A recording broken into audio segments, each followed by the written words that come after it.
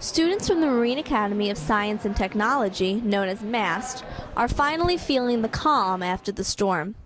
It devastated their Sandy Hook campus and much of the surrounding area. Seniors at M.A.S.T, who called the campus home for 3 years, will never get to return to Sandy Hook for classes. But some, like Taylor Rogers, are trying to stay positive. Kind of a letdown. It's our senior year, so we'll never get to go back out on the hook. But soon it was up to the seniors to kind of come together and say we have to make the best of this, most of this experience. Sandy Hook is a peninsula along the Atlantic Ocean, which stretches into the lower New York Bay. The beach town has seen its fair share of storms, and so has M.A.S.T principal Dr. Paul Christopher, who has been with the school for more than 20 years. But when he saw his campus a few days after the storm, he was shocked. It was pretty devastating. I had seen the school since its inception, seen the building of the school back in the mid-90s, 93, 94, and to see what had happened to the buildings from the inside was disheartening. Christopher said 13 of the school's buildings were damaged in the storm. He and the Monmouth County Vocational School District, which oversees M.A.S.T, knew they would need to look for a new place to call home for the time being. I had heard that St. Joe's was vacant, made a request to speak with the pastor. We did. We had a handshake. An agreement was drawn up, and in mid-November, the students, faculty, and staff moved into St. Joseph's, a Catholic school that closed about 3 years ago. Christopher said the move was difficult at first, but the M.A.S.T community really came together to help each other out.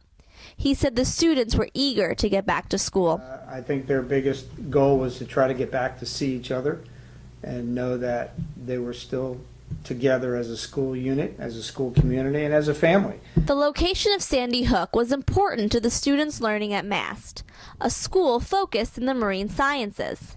Some seniors in an oceanography course were used to using the surroundings and labs at M.A.S.T in their classes.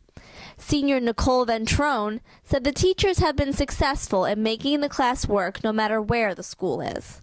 It's now much more reliant on our textbook and notes and YouTube videos and such, so it definitely did change, and it's different than the course that other M.A.S.T students have taken in the past. St. Joseph School is located about 19 miles from Sandy Hook. Naval science instructor William Featherman said moving to St. Joseph's was a big adjustment for students because there was only one building. Students at M.A.S.T are used to several buildings and walking outside between classes. A lot of the kids feel like they're cramped, they're claustrophobic. They haven't had to use hallways or stairwells or not been allowed to go outside to have lunch and stuff.